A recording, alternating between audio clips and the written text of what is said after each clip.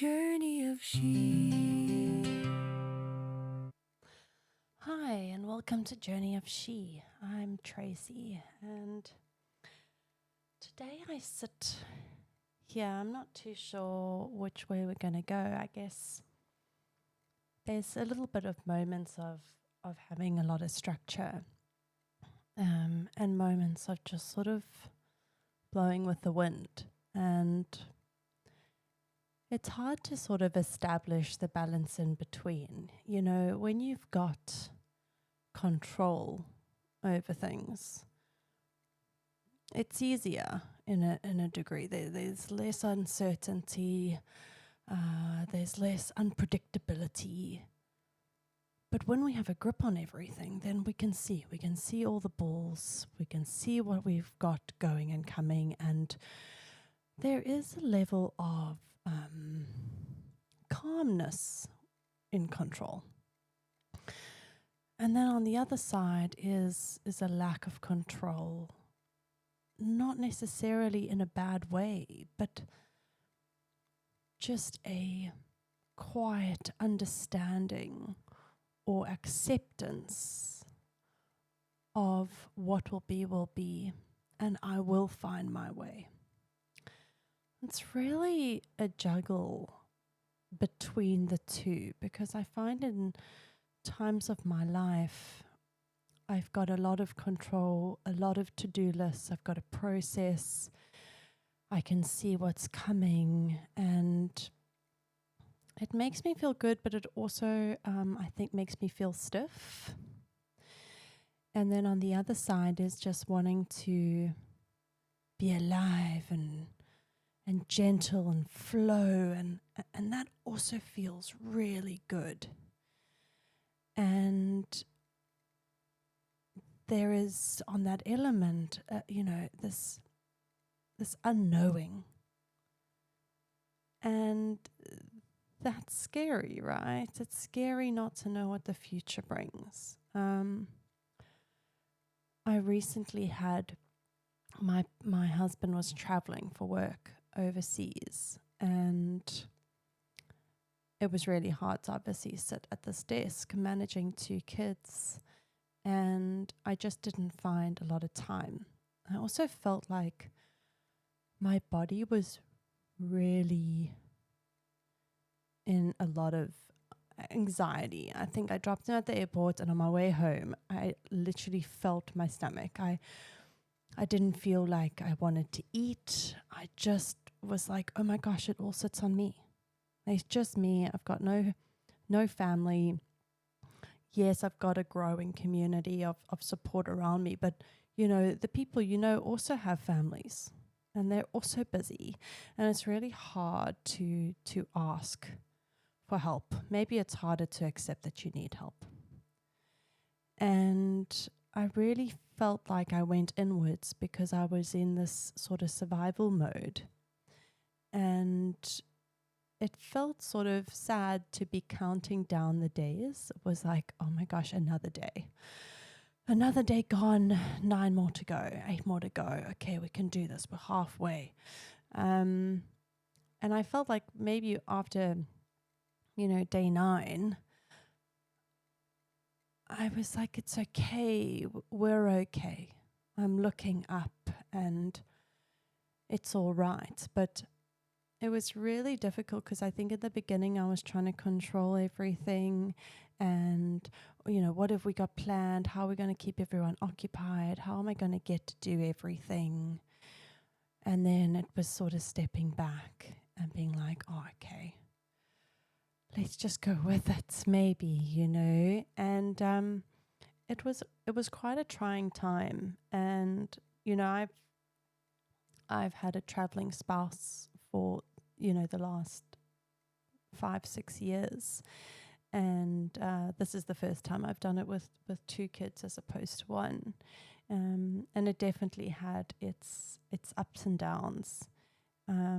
It also just really put into perspective how incredible and how tough a single motherhood is, and the importance of having a support network.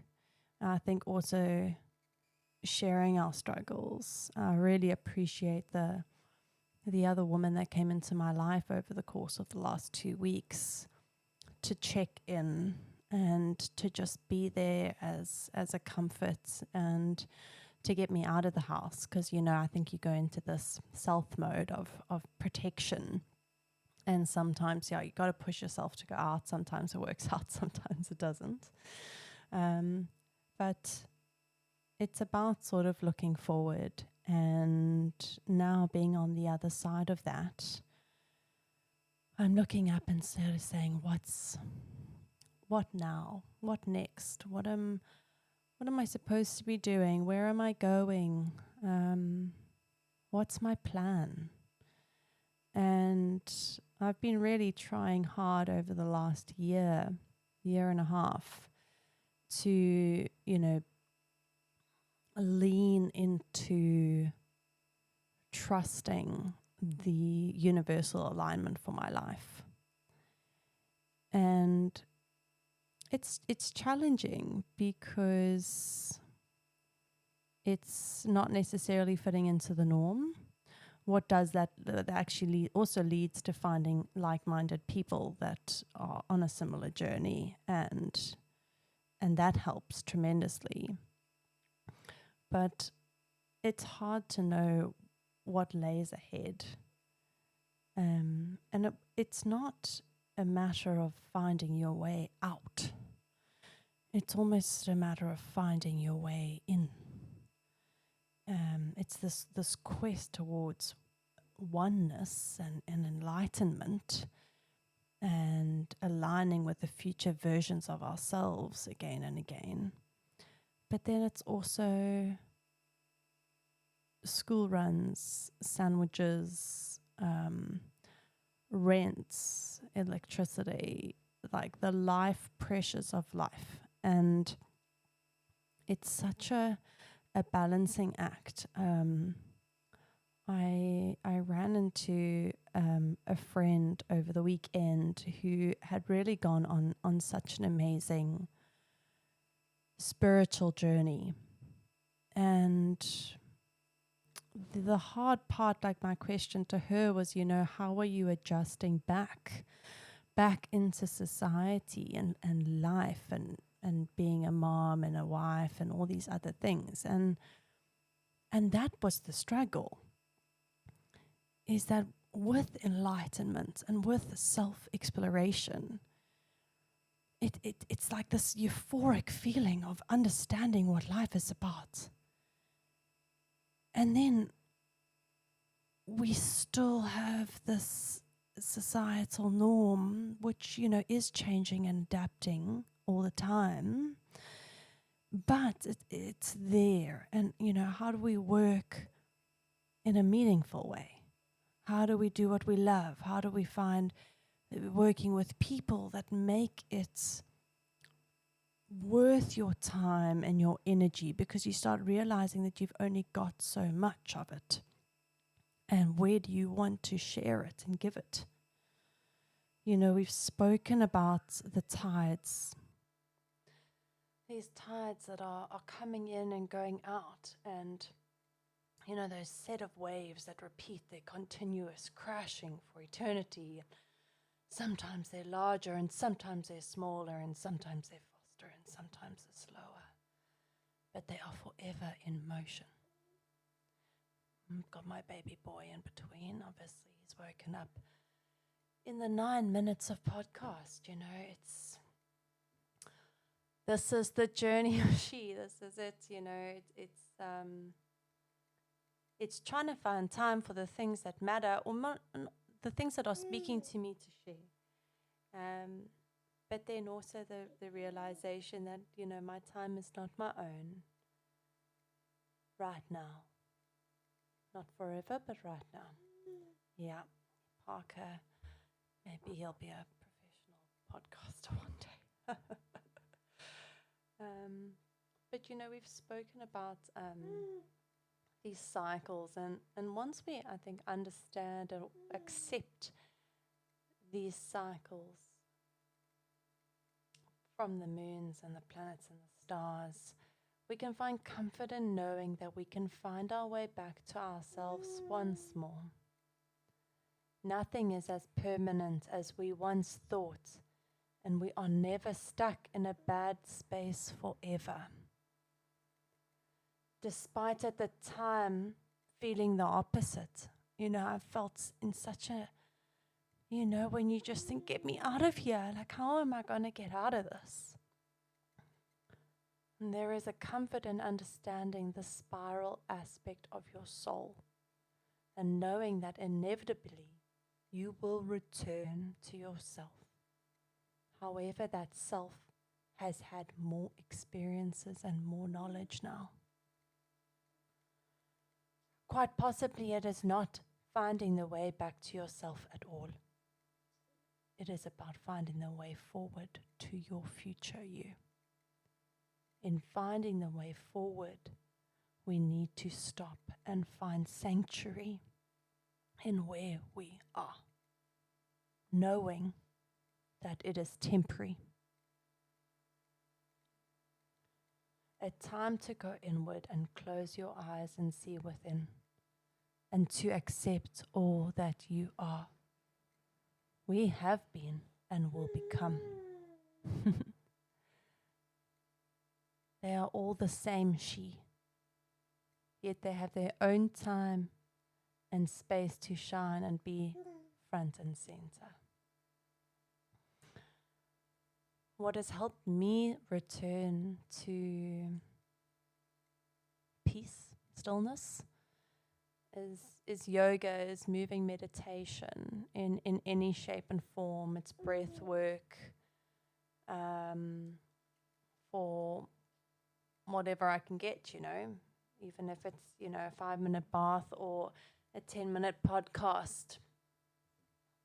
But each week to return to that space, move your body and attract new energy, and release the stagnant energy that has been taking up space for far too long. And slowly, she started to feel a little more like herself each time, leaving a little lighter and fuller. She would close her eyes and envision her past self, that ball of electric energy that once was, as she so fearlessly explored the world. She missed her so much, knowing that she would never be that version of herself again. She had to mourn that version of herself and let her go. Celebrate that she had a time to live, and that now the time for a new dawn. Now is the time for a new dawn and a new beginning yet again. So she closed her eyes and sat with the vision of her future self. This calm and gentle energy that seemed to keep telling her that it was going to be okay. She didn't need to keep stressing and worrying that she was on the right track and she was going to get there. She just had to trust in where she was going.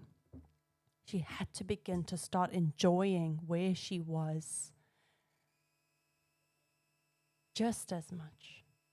Enjoying the sense of enlightenment and self-discovery once more. The realization that she could not run away from herself, that she was all she would ever have.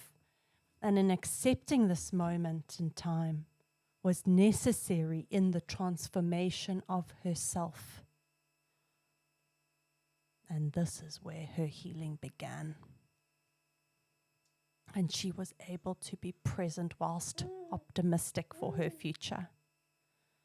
Finding compassion for herself in that she was evolving and she needed to go through all that she had struggled through, to shed the layers of herself that no longer served her, to understand that this would not be the last time she would feel lost and alone. And she could proactively do, what she could proactively do was to learn the right tools and techniques to get over these obstacles. feeling as though she was finally crawling through the other side. Wiser, stronger, looking ahead to the horizon and rising moon once again. Feeling better, adjusted and corrected. Hello, old friend, for we have come so far, dear one. The journey of rediscovering you again is the journey. The journey is you.